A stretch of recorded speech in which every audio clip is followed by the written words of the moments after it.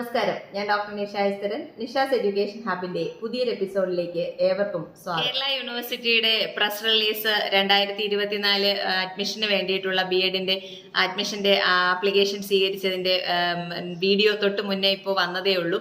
ഇപ്പോഴാണ് വീണ്ടും കണ്ണൂർ യൂണിവേഴ്സിറ്റിയുടെ പ്രസ് റിലീസും എത്തിയിരിക്കുന്നതായി അറിയുന്നത്. കണ്ണൂർ യൂണിവേഴ്സിറ്റിയും കേരളയ്ക്കൊപ്പം തന്നെ BEdന്റെ ആപ്ലിക്കേഷൻ വിളിച്ചിട്ടുണ്ട്. എന്തൊക്കെയാണ് ഡീറ്റെയിൽസ് എന്നും എന്തൊക്കെയാണ് പ്രസ് റിലീസിൽ വന്നിട്ടുള്ളതെന്നും നോക്കാം.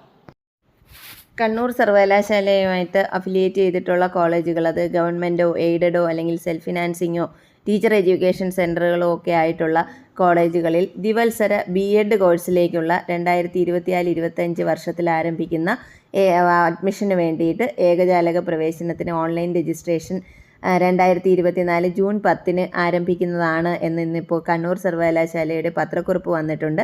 ഇപ്പോൾ തൊട്ട് മുന്നേ തന്നെ വീഡിയോയിൽ കേരള യൂണിവേഴ്സിറ്റിയുടേതും ഇതുപോലെ തന്നെ ആരംഭിച്ചിരുന്നു. 2 യൂണിവേഴ്സിറ്റികളും ഒന്നിച്ചാണ് പത്രക്കുറിപ്പ് വന്നിരിക്കുന്നത്. ഒരേ ദിവസം തന്നെ ആയിരിക്കും ആപ്ലിക്കേഷൻ ക്ലോസ് ചെയ്യുന്നതും അഡ്മിഷൻ സ്റ്റാർട്ട് ചെയ്യുന്നതും ഒക്കെ. ഓൺലൈൻ രജിസ്ട്രേഷനുള്ള അവസാന തീയതി 2024 ജൂൺ 25 വൈകുന്നേരം 5 മണി വരെയാണെന്ന് പറഞ്ഞിട്ടുണ്ട്. പ്രോസ്പെക്ടസും അതുപോലുള്ള വിവരങ്ങളും എല്ലാം തന്നെ admissions.kannuruniversity.ac.in എന്ന വെബ്സൈറ്റിൽ ലഭിക്കുന്നതാണെന്നും പറഞ്ഞിട്ടുണ്ട്. അഡ്മിഷൻ സംബന്ധിച്ചുള്ള കാര്യങ്ങൾ അതാത് സമയങ്ങളിൽ സർവകലാശാലയുടെ വെബ്സൈറ്റിലൂടെയും പത്രക്കുറിപ്പിലൂടെയും അറിയിക്കുന്നതാണെന്നും യൂണിവേഴ്സിറ്റി അറിയിച്ചിട്ടുണ്ട്. നമ്മൾ ആപ്ലിക്കേഷൻ കൊടുത്തു തുടങ്ങുന്നതിന് മുന്നേ 2 ദിവസം വെയിറ്റ് ചെയ്യുക. കേരള യൂണിവേഴ്സിറ്റിയുടേത് പറഞ്ഞതുപോലെ തന്നെ നമുക്ക് സൈറ്റ് ആക്റ്റീവായി വരാനും ആപ്ലിക്കേഷൻ റിസീവ് ചെയ്ത് തുടങ്ങാനും ഒക്കെ താമസം നേരിടുന്നത് സ്വാഭാവികമായിട്ടും എല്ലാ വർഷവും സംഭവിക്കുന്ന ഒരു സംഗതി തന്നെയാണ്. തൊട്ട് അടുത്ത് നമ്മുടെ വീഡിയോകൾ കൃത്യമായിട്ട് വരുന്നുണ്ട്, എങ്ങനെയാണ് അപ്ലോഡ് ചെയ്യേണ്ടതെന്നും. അതുപോലെ മാർക്കിൻ്റെ കാര്യം, പല യൂണിവേഴ്സിറ്റികളിൽ നിന്ന് അപ്ലൈ ചെയ്യുന്നവരാണെങ്കിൽ മാർക്കിൻ്റെ കാര്യത്തിലും ഇക്വലൻസി സർട്ടിഫിക്കറ്റിൻ്റെ കാര്യത്തിലും ഒക്കെ ഒരുപാട് വ്യത്യാസങ്ങളുണ്ട്. അപ്പോൾ അതൊക്കെ തന്നെ വിശദമായിട്ട് വീഡിയോകൾ വരുന്നുണ്ട്. അത് കണ്ടതിന് ശേഷം സമാധാനത്തോടു കൂടി അപ്ലൈ ചെയ്യാനായിട്ട് ശ്രമിക്കുക. മാനേജ്മെൻറ്റ് കോട്ടയിലോ അതുപോലെ സ്പോർട്സ് കോട്ടയിലോ ഒക്കെ പ്രവേശനം ആഗ്രഹിക്കുന്നവർ ഓൺലൈൻ അപേക്ഷയുടെ പ്രിൻ്റ് ഔട്ടും അതിനാവശ്യമായിട്ടുള്ള രേഖകളും ഒക്കെ തന്നെ പ്രവേശനം ആഗ്രഹിക്കുന്ന കോളേജുകളിൽ അല്ലെങ്കിൽ സെൻറ്ററുകളിൽ അപേക്ഷ സമർപ്പിക്കേണ്ടതാണെന്ന് പറഞ്ഞിട്ടുണ്ട്. അതുപോലെ കമ്മ്യൂണിറ്റി കോട്ട വഴി പ്രവേശനം ആഗ്രഹിക്കുന്നവർ ഓൺലൈൻ അപേക്ഷ സമർപ്പിക്കുമ്പം കമ്മ്യൂണിറ്റി കോട്ട ഓപ്ഷൻ സെലക്ട് ചെയ്യണമെന്നും പ്രത്യേകിച്ച് അറിയിച്ചിട്ടുണ്ട്. ഓൺലൈൻ രജിസ്ട്രേഷൻ ചെയ്തതിന് ശേഷം അപേക്ഷയുടെ പ്രിൻ്റ് ഔട്ട് കോളേജിലോ യൂണിവേഴ്സിറ്റിയിലേക്കോ ഒന്നും അയക്കേണ്ടതില്ല. മാനേജ്മെൻറ്റ് കോട്ടയ്ക്കും സ്പോർട്സ് കോട്ടയ്ക്കും മാനേജ്മെൻറ്റിന് അതാത് കോളേജുകളിലേക്കും സ്പോർട്സ് കോട്ടയ്ക്ക് സ്പോർട്സ് കൗൺസിലിലേക്കും നമ്മൾ ആപ്ലിക്കേഷൻ ഫോം അയക്കേണ്ടതായിട്ടുണ്ട്. അപേക്ഷയുടെ പ്രിൻ്റ് ഔട്ടും ഫീസിൻ്റെ രസീതും ഒക്കെ പ്രവേശന സമയത്താണ് അതാത് കോളേജുകളിൽ നമ്മൾ സെൻറ്ററുകളിലോ ഹാജരാക്കേണ്ടത്.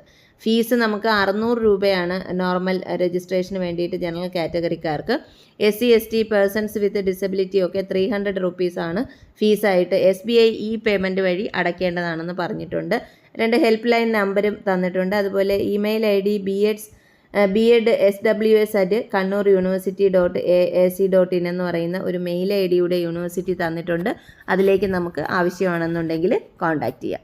ഇനി ആപ്ലിക്കേഷൻ എങ്ങനെ പ്രോസസ്സ് ചെയ്യണം എന്നുള്ളതും അതിൻ്റെ കൂടുതൽ ഡീറ്റെയിൽസും ഒക്കെ തന്നെ അടുത്ത വീഡിയോകളിൽ കാണാം.